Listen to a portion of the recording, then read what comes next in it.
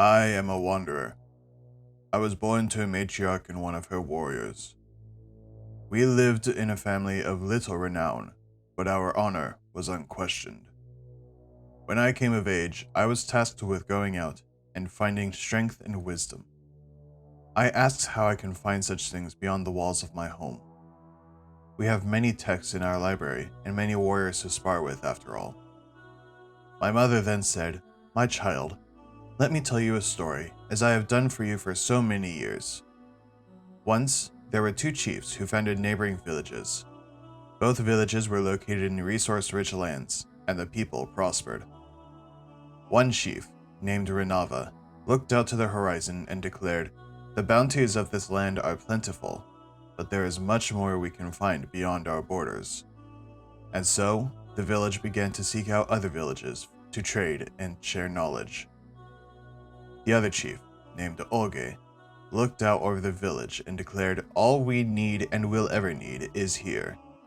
And so the village focused inward, never venturing far outside the village, save for necessary trade with Renava's village.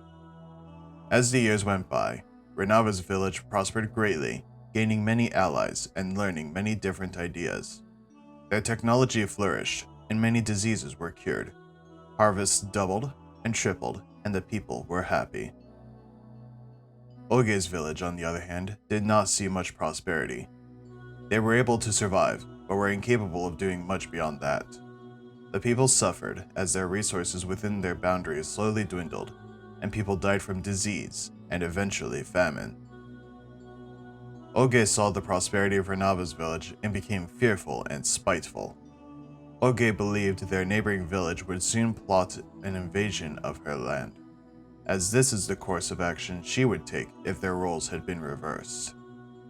So it was decided they would prepare for this eventuality. Walls rose around Olge's village, great stone structures like monuments to fear of the unknown. The people of the village, peaceful farmers and skilled metal workers, all were turned into warriors.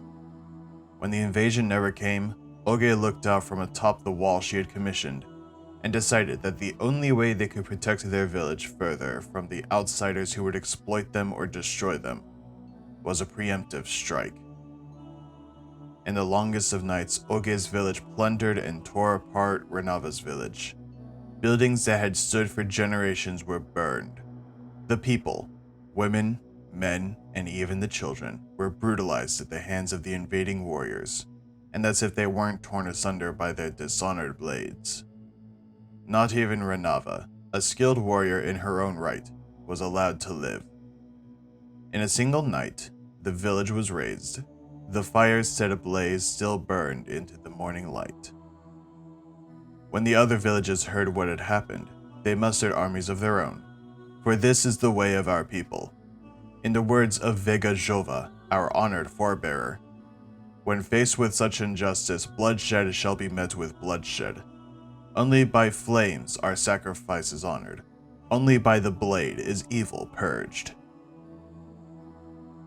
In the resulting attack, the Allied forces swept across the land and slaughtered the murderers who called themselves warriors. The streets ran azure with blood on that day. Olge herself was captured, only to be thrown into a bonfire for her crimes. Olge's village was razed to the ground, never to be built upon again. And thus is the lesson, my child. When pursuing wisdom, the fool will look inward and find fear, but the wise one will look outward and find prosperity.